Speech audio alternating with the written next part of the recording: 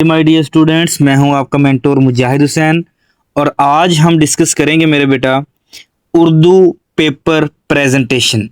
मेरे बेटा इससे पहले जो मैंने वीडियो बनाई थी और यूट्यूब चैनल पर अपलोड की थी उसके अंदर मैंने उर्दू के पेपर का टाइम मैनेजमेंट बताया था और उस वीडियो को बहुत ज़्यादा स्टूडेंट्स ने लाइक किया और नीचे कमेंट के अंदर पूछे हुए थे क्वेश्चन कि सर आप हमें उर्दू के पेपर की प्रेजेंटेशन किस तरीके से करनी है वो हमें थोड़ा सा समझा दें, गाइड कर दें।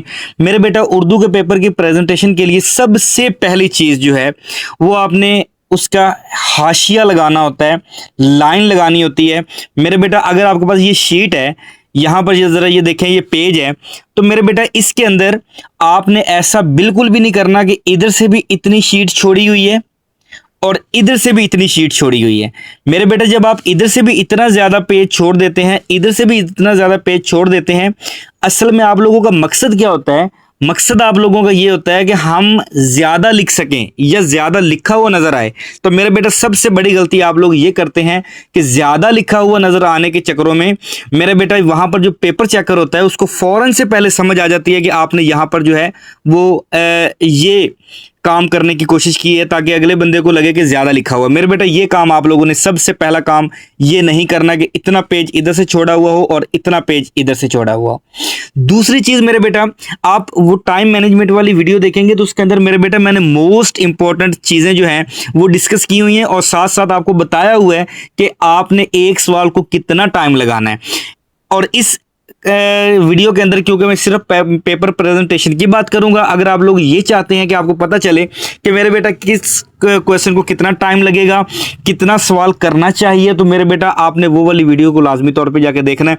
आइए अब हम स्टार्ट करते हैं अपनी नई वीडियो को। मेरे बेटा उस वीडियो के अंदर मैं बता चुका हूं कि आपने सबसे पहला जो सवाल हल करना है वो है मेरे बेटा सवाल नंबर 5। जब भी आपको पेपर मिलेगा तो पेपर के सवाल नंबर 2 को आपने स्किप करके सवाल नंबर 5 को आपने पहले नंबर पर हल करना है। अब लिखना कैसे है? सबसे पहले मेरे बेटा यहां पर लिखे नज़म का खुलासा। नज़म का यहाँ पे मेरे बेटा नाम लिखना है, वो कोई भी नाम की गज़ल आ सकती है, सो नज़म। तो इसके बाद मेरे बेटा नज़म का उन्वान लिखना है। मेरे बेटा यहाँ पर उन्वान आएगा, यहाँ पर नाम नहीं आएगा। नज़म का उन्वान होता है, सबक का उन्वान होता है और मेरे बेटा गज़ल का भी उन्वान होता है, नाम नहीं होता। आगे मेरे बेटा लिख देना शायर का नाम लिखने के बाद ज़रूरी हदायत ये है कि नज़म का खुलासा कम से कम 8 और ज़्यादा से ज़्यादा 12 लाइन पर मुश्तमिल होना चाहिए और नज़म के म्यार पर पूरा उतरना चाहिए। और इसके बाद मेरे बेटा अपनी तरफ से लिखने से गुरेज करें।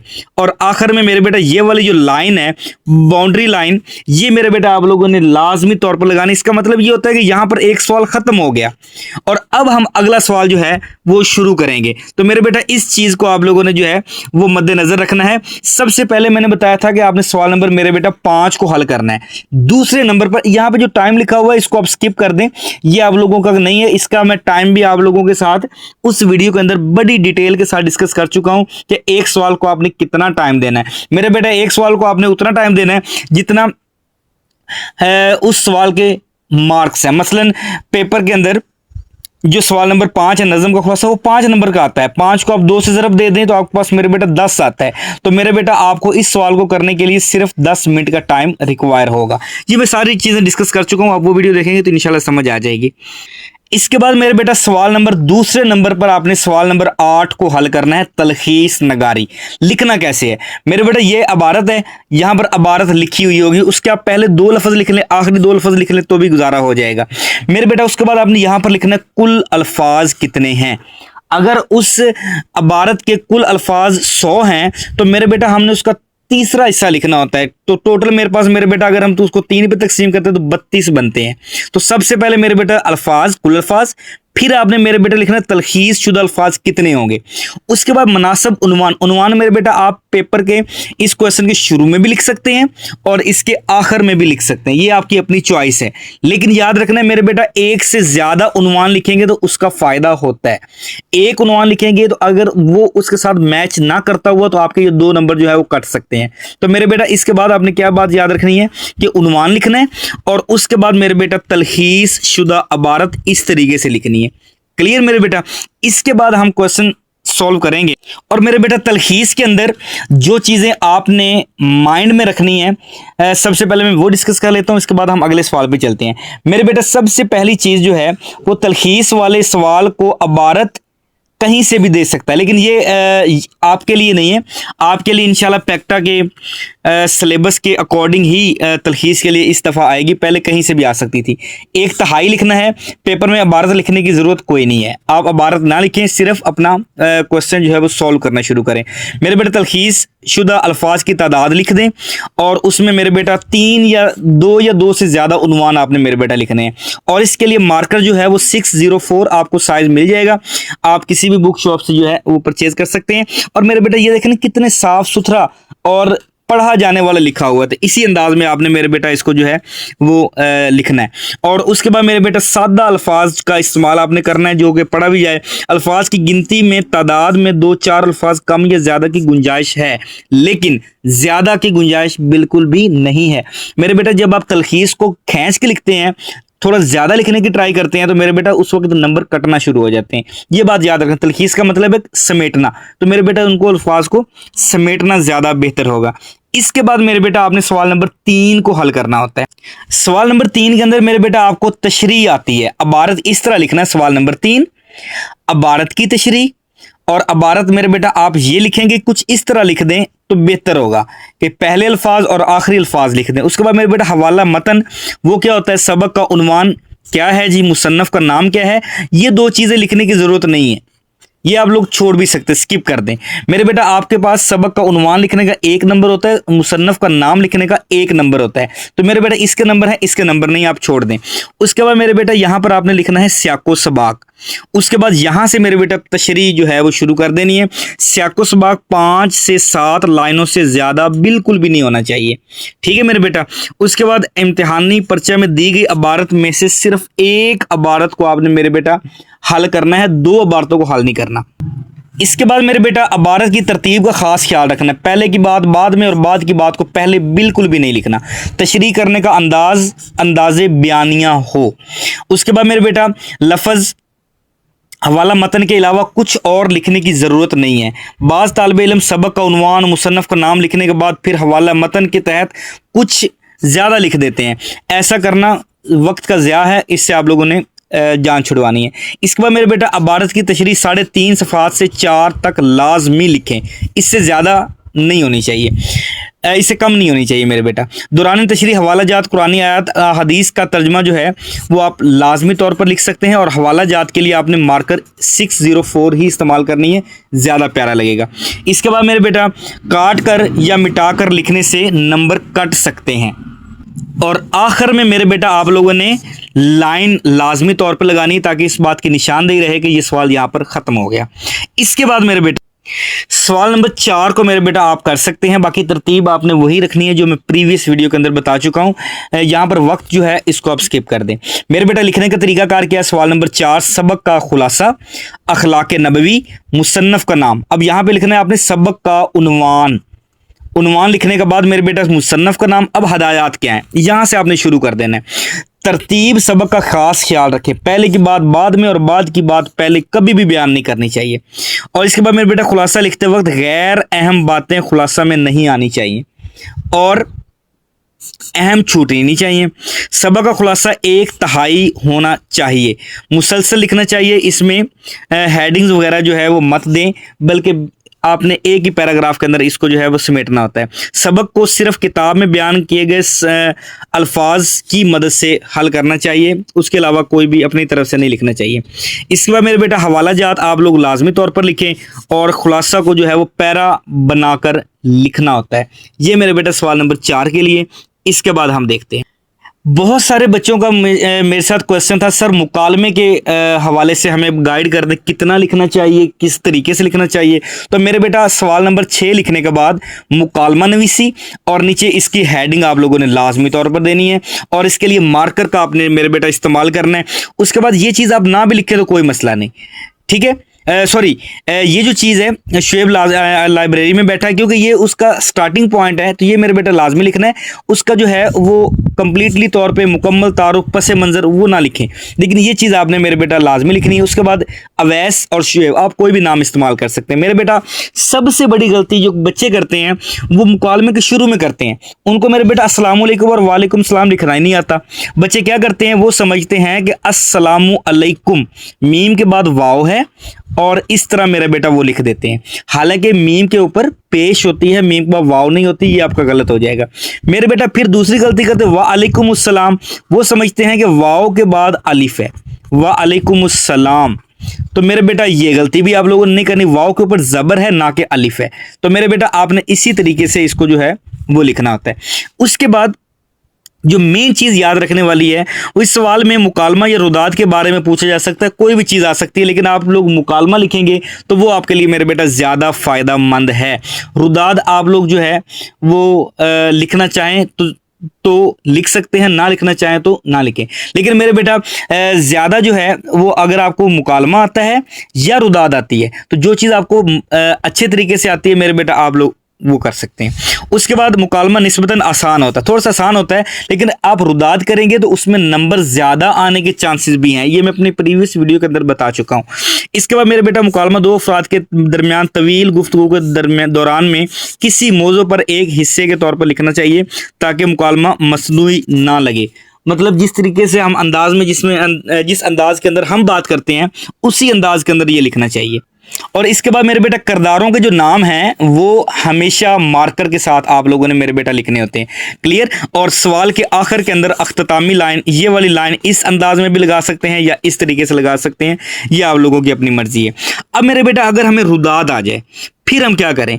रुदात के लिए भी वही सवाल नंबर 6 होता है, या हमें मुकालमा आता है या रुदात पूछी जाती है। तो इसके लिए मेरे बेटा ज़रूरी हदायत ये है कि पार्ट 1 इंटरमीडिएट में अमूमन मुबाहिसा, मुशायरा, मुज़ाकरा, ये जलसा वगैरह की रुदात लिखनी होती।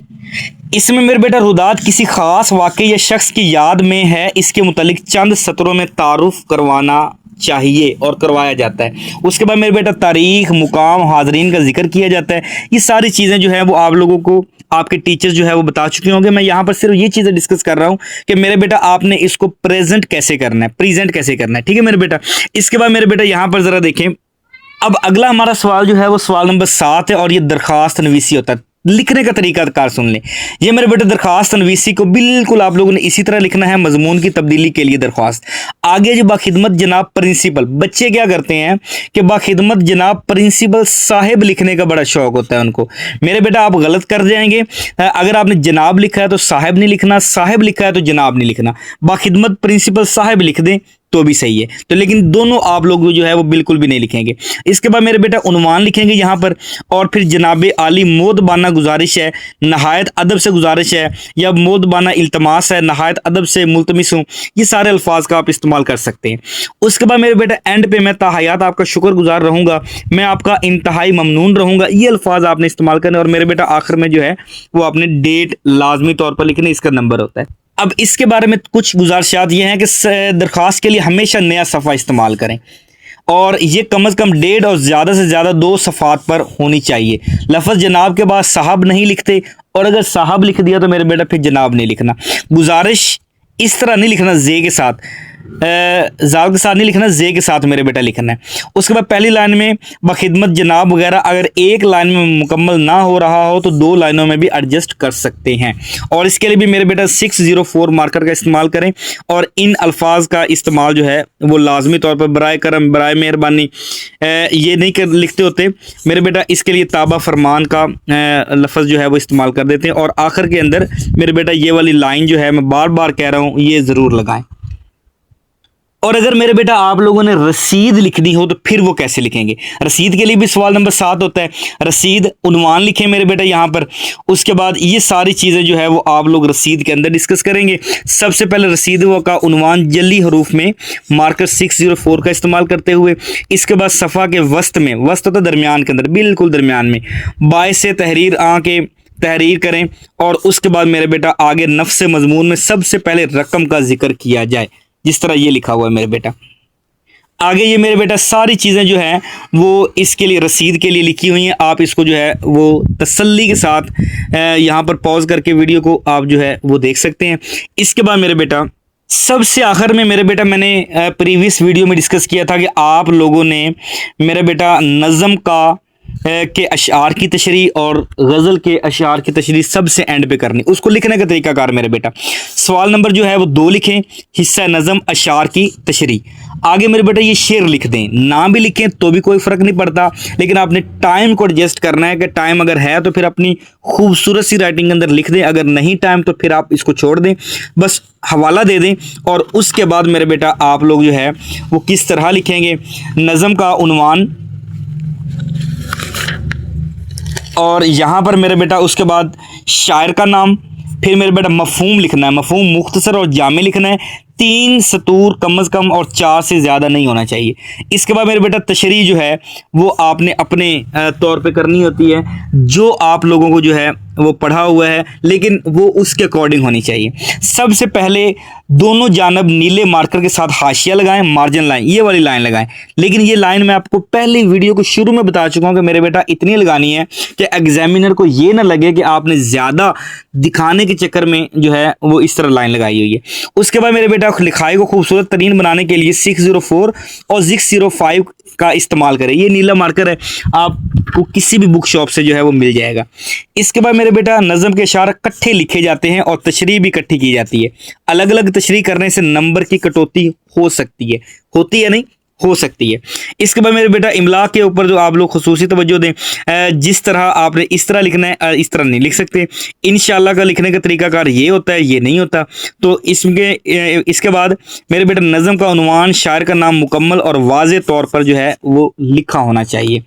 इसके बाद मेरे बेटा नेक्स्ट है गज़ल की बात अगर करें तो हिस्सा गज़ल, इसमें हर शेर की अलग से तशरीह करनी होती है। और इसमें मेरे बेटा शेर नंबर 1, शेर ना भी लिखें तो कोई फर्क नहीं पड़ता, लेकिन शेर नंबर आप लिख दें तो मेरे बेटा शेर अगर लिख देंगे तो आपकी ज़्यादा अच्छी बात है। उसके बाद मेरे बेटा शायर का नाम अहमद फराज या कोई भी है, मफहूम मेरे बेटा यहाँ पर लिखना है और तशरीह आपने मेरे बेटा यहाँ से शुरू करनी है। हदायत इसमें ये हैं कि तमाम हदायत हिस्सा नज़म में बयान की जा चुकी हैं। गज़ल के लिए मेरे बेटा अलग अलग तशरीह की जाती है, एक साथ नहीं करनी, ये भी डिस्कस कर चुका हूँ मेरे बेटा। और आपको लिखने का ये तरीकाकार है, प्रेजेंट टेशन जो है वो आपकी वो ये होनी चाहिए मेरे बेटा। इसके बाद मेरे बेटा नज़में अमूमन एक उन्वान के तहत लिखी जाती हैं और इसका हर शेर दूसरे शेर से मरबूत होता है। और इसके बाद मेरे बेटा तशरीह के दौरान हवाला जात के लिए कुरानी आयात, अहादीस और मुस्नद अशार लिखें, लेकिन ये बाजारी नहीं लिखने चाहिए।